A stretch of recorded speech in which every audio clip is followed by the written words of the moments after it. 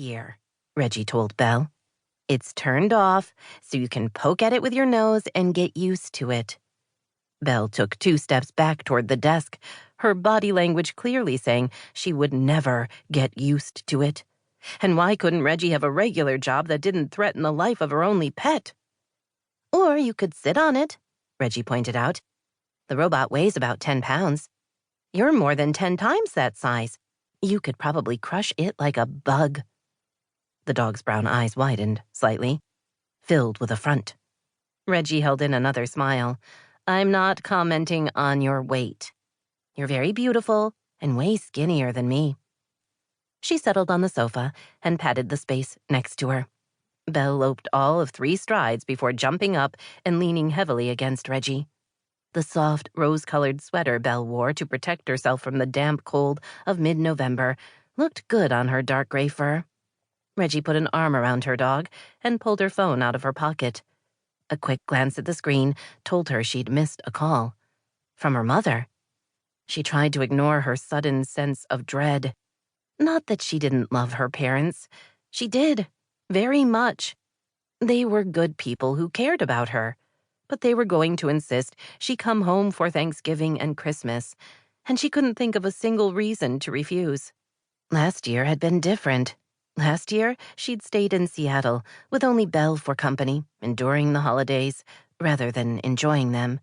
She'd given herself through New Year's to mourn the breakup and subsequent humiliation that went with the man of her dreams proposing at the lighting of the trees on the Friday after Thanksgiving, arranging an impromptu celebration party on Saturday, and then dumping her on Sunday. After sharing her happiness with nearly everyone she knew, having her friends coo over her gorgeous ring and ask about wedding plans, she'd had to explain Jake had changed his mind. She assumed. His actual words, "I can't do this, it's over, I'm sorry," hadn't given her much to work with. Hurt and ashamed, she'd buried herself in work and her life in Seattle. She hadn't returned home to Wishing Tree even once since it had happened, preferring to lick her wounds in private. She'd told herself she was healing, but Reggie knew the truth was less flattering. She was hiding, and it was time to suck it up and get over herself. She'd worked hard to put Jake behind her and move on with her life. Thanksgiving was next week, and she was going home, like she did every year. Besides, it wasn't as if she was still mourning her ex-fiancé. She'd gotten over him, and now it was time to demonstrate that to her hometown. And, possibly, herself.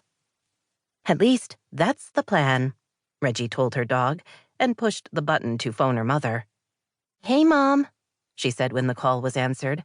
Reggie, it's you. You'll never guess. It's so wonderful. Your dad and I are getting married.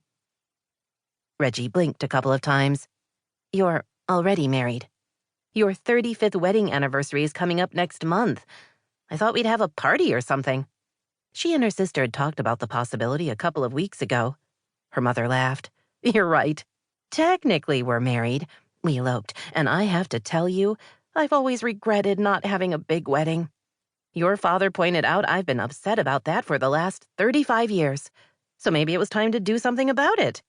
We've decided we're renewing our vows with a big wedding and a reception afterwards. It'll be the Wednesday before Christmas. You're having a wedding? Yes, up at the resort. We're inviting everyone. It's been so much fun, but the planning is getting out of hand. I was hoping you could help me. With your wedding? Yes, dear. Are you feeling all right? My head's spinning a little. I know it's a surprise, but I'm so happy. You're coming home for Thanksgiving, aren't you? I am. Good. So, I was thinking you could just stay through Christmas. There's plenty of room down in the basement for you to work. You could handle your business in the morning and help me in the afternoon. It's only 5 weeks, Reggie. You have a job that lets you work from anywhere. While that was technically true, Reggie wasn't thrilled at the thought of packing up her life and moving in with her folks for over a month. What about Belle? She asked, hoping bringing up that subject would help shift things. You know we love her. She's afraid of Bert. Oh, they're fine together.